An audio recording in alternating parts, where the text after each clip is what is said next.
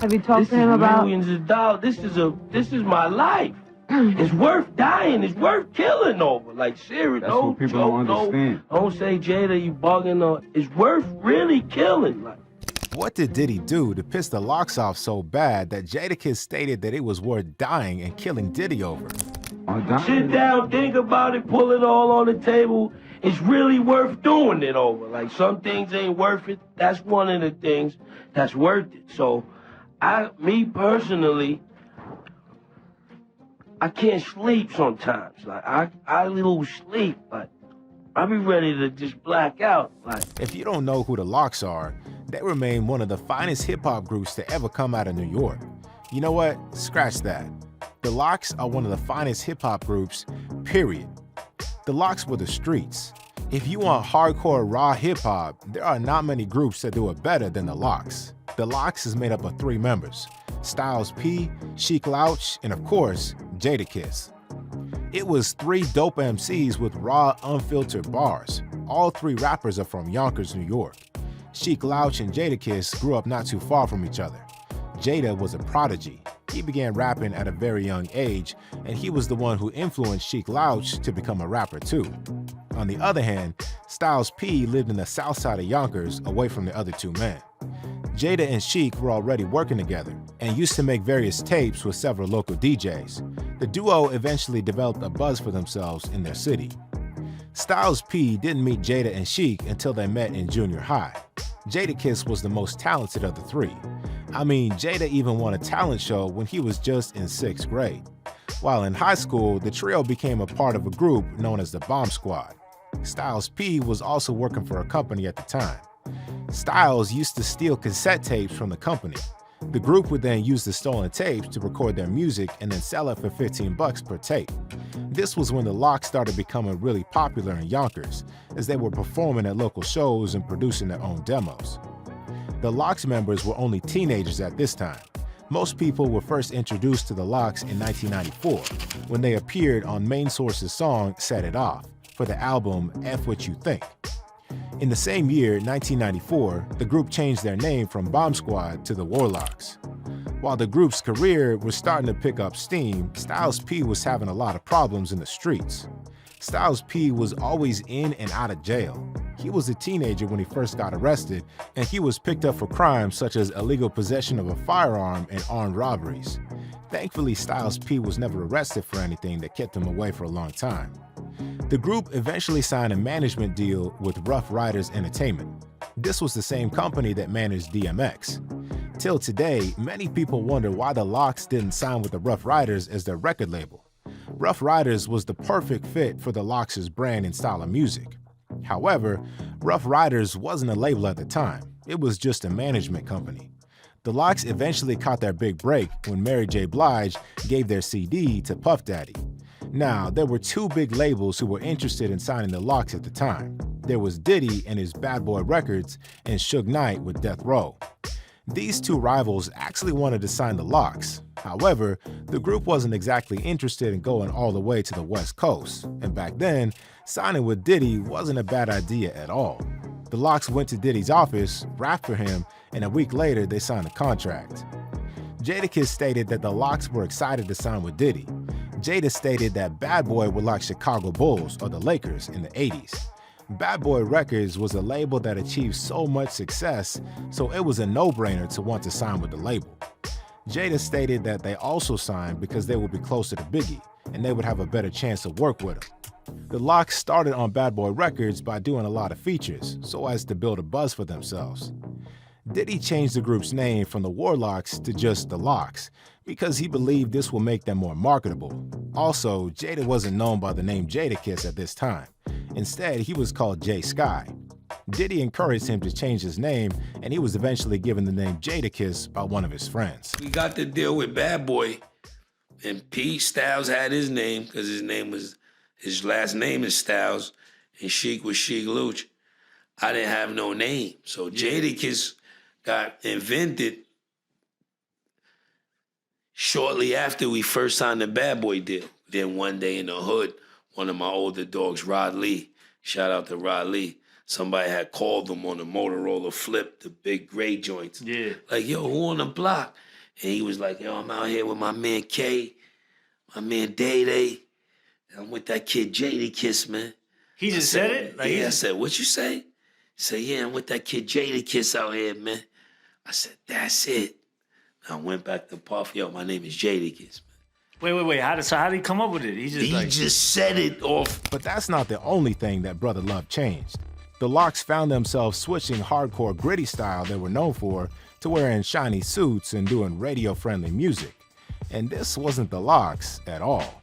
They were featured by Biggie on the song You'll See and on another Biggie track called Last Day. The group was then featured on the smash hit It's All About the Benjamins. Diddy's verse was written by none other than Jadakiss. This song still remains one of the biggest songs that the Lox has ever been part of till today. The song peaked at number 2 on the Billboard Hot 100 and was one of the biggest songs in 1997. However, It's All About the Benjamins almost didn't happen. Sheik and Jada hated the beat for the song, and according to Jada, Diddy kind of forced them to do this song. But it was not the entire group that appeared on the song, only Jada and Kiss had verses on the song. After building a buzz for themselves with these features, it was now time for the group to release their debut album. The song If You Think I'm Jiggy was released as the lead single for the album, but it didn't do enough numbers. So they dropped another single called Money, Power, Respect. And this turned out to be a classic track. It was the Lox, Lil' Kim, and DMX together on a song, so the track was destined to be a hit. After this, the group released their debut album of the same name, Money, Power, Respect, on the 13th of January, 1998. Money, Power, Respect was successful. It peaked at number 3 on the Billboard 200, sold 110,000 copies in its first week. The album has been certified platinum until today. It is still the Lox's most successful album. However, despite their success, the group wasn't happy with the direction their career was heading. Just about a year after dropping the album, the Lox wanted to leave Bad Boy. The Lox never wanted to lose the hardcore rhymes, raw street music. However, you can't make such music and still wear shiny suits, like Bad Boy does in their videos. The Lox believed they were losing their street identity that made their fans connect with their music. The label wanted a certain direction for the group, while the rappers themselves wanted another. It was a clash of identities. Sheek Louch stated, "We just needed to be with a rougher label, a harder label that fits our image." This situation became quite serious, as Diddy wasn't willing to let them lead the label. The group had several meetings with Diddy. Lawyers got involved, but they were still not able to get out of their contracts. The Lox realized that they couldn't beat Diddy at this cat and mouse legal game. So the Lox decided to take the matter to the streets. They began the Free the Lox campaign. They wore Let the Lox Go t-shirts while performing at a concert in New York and got as much publicity as possible to let everyone know they wanted to leave Bad Boy. In one incident, the group got into an argument with Diddy and the situation became so heated that Styles P threw a chair at Diddy. After realizing just how desperate they were to leave, Diddy finally decided to let the Lox lead a label. But the Lox story with Diddy isn't done just yet. Following DMX's success in 1998, Ruff Ryders Entertainment were finally able to start their own label. This is the label that the Lox wanted to be on. The Lox signed a joint deal with Ruff Ryders and Interscope Records. The Lox were now able to make the kind of music they always wanted to do and rhyme about the things they actually wanted to talk about. The title of their next album about what the Lox is all about. The album was called We Are the Streets, and it was released in January 2000. The album sold 152,000 copies in its first week and peaked at number 5 on the Billboard 200. However, despite the fact that they were no longer on Bad Boy Records, Diddy was still profiting off the Lox. In an interview with Angie Martinez on Hot 97, the Lox revealed that Diddy owned 50% of their publishing. They described their contract on Bad Boy Records as slavery. Slavery, Ange. I don't know what better way to put it to you. Like, it's like if you was coming to this job every day, right? And you put in your hours, you know, you did what you did to make yourself the voice in New York. And I'm in the cut somewhere taking half of your money for what you do, like. That's the label? Taking half of your money? No, that's not the label. That's publishing. That's Puffy. That's publishing. Even after they left the label, Diddy was still getting half of whatever profits they made. stated that Diddy was going to make more money than them for any song that they released for the rest of their lives. So if this is so for the rest of your life, if you make a song, you have the way it stands, he gets money no matter what. If we make it, give it to me or in the club, he's gonna make more off that than we are. And people That's don't worth understand. That's worth throwing it all out the window. That's worth saying, wake up saying, yo, I'm tired of this, man. People, yo, it's a hit, and people, people been calling us since like, you guys can't do this, and it looks like a gimmick, and it looks like a game, and it look, this is our life, like, this ain't no joke, like, we from when we came in the door. It's worth killing. It's worth throwing it out the window. When we came in the door, we ain't no greedy dudes. Mm-hmm. If you know us, Ange, anybody who knows us, we hard workers, we chilling, we humble, we the streets, like. But we ain't trying to go rob nobody for nothing or say, yo, hit us with something. But yo, dog, we made one album with you. Years ago, we came in the game. We paid $3 million to get off. Close to $3 million. I gotta pay him $300,000. You made, Lord knows what you made off the Benjamins. Every time I put out a solo album, he gotta get an advance of $300,000. What kind of? That's crazy. How That's do what you the get people it? don't see, like. And to me, it's like, yo, come on, dog. You on MTV, VH1, $1 Million Parties, Sean John, Justin's, this and that. We did one album with you, dog. You Benjamins, Lord, No Way Out from the Benjamins, so something crazy. You made something crazy. You made your money back off of that. And when we came in the door, our advance was between the three of us was like 100 G's. And you charged us $3 million to let go. The Lox explained that they paid almost $3 million to get off Bad Boy Records. We paid a couple mil to get out. We paid almost $3 million to get out. To get off Bad Boy. Yeah, we had no $1 million budget. We did one album, man, Inch. We did one album. We did Money, Power, Respect It. This ain't for albums. This is for life. This is for life, too. This is why it's worth killing. It ain't. Losing 50% off the profit of your life's work is what made Jada state that it was worth dying and killing over. Work. So make a hit. when you got signed to Bad Boy in the first place, you sold your publishing to Puff, right? No, this is what happens when you young and black and coming off the street and coming from high school or wherever you coming from. You don't really know what's going on. You know what I'm saying? Mm-hmm. And these lawyers, you gotta charge some of it to the lawyers too. Definitely. You know Letting what you I'm get in saying? that situation. You gotta charge yourself first and foremost for putting your John Hancock on the paper. But then, like, after a few years and after 10 years and 12 years, and you become of age and have kids and have a life ahead of you. Nobody never took nothing from me. Like, it's hard for me to look at Diddy. It's hard to go, like, to be phony about it and pull him out on stage at the Hova concert and do the Benjamins, and it's hard. Like, it's not. Have you talked This to is him about? millions of dollars. This is my life. It's worth dying. It's worth killing over. Like, serious. That's what people don't understand. Don't say, Jada, you bugging. Or it's worth really killing. Like, sit down, think about it, pull it all on the table. It's really worth doing it over. Like, some things ain't worth it. That's one of the things that's worth it. So, me personally,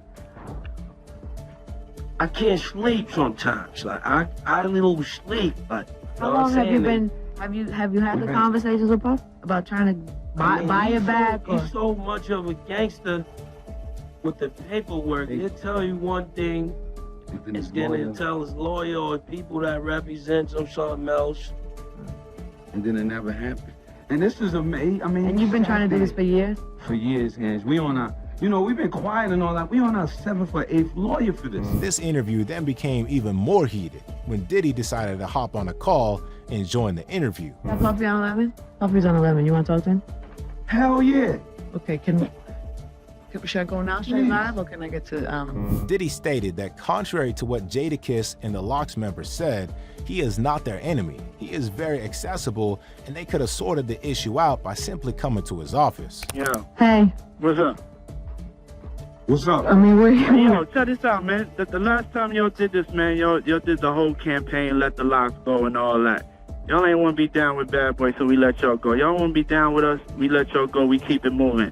But to get on there and portray like somebody gotta go and steal and rob and be shysting, y'all, that ain't really correct. You know what I'm saying? And first of all, I'm at my office right now. I'm always accessible. Y'all ain't gotta get on the radio and do certain tactics and do certain things to ever holler at me. Daddy Kiss, last time I saw you, I told you, let's get together, let's talk. You know what I'm saying? I told you I'm accessible. I said, if anything don't come, if there's somebody standing in the way for you expressing yourself, or any of y'all expressing yourself, y'all can come get at me directly.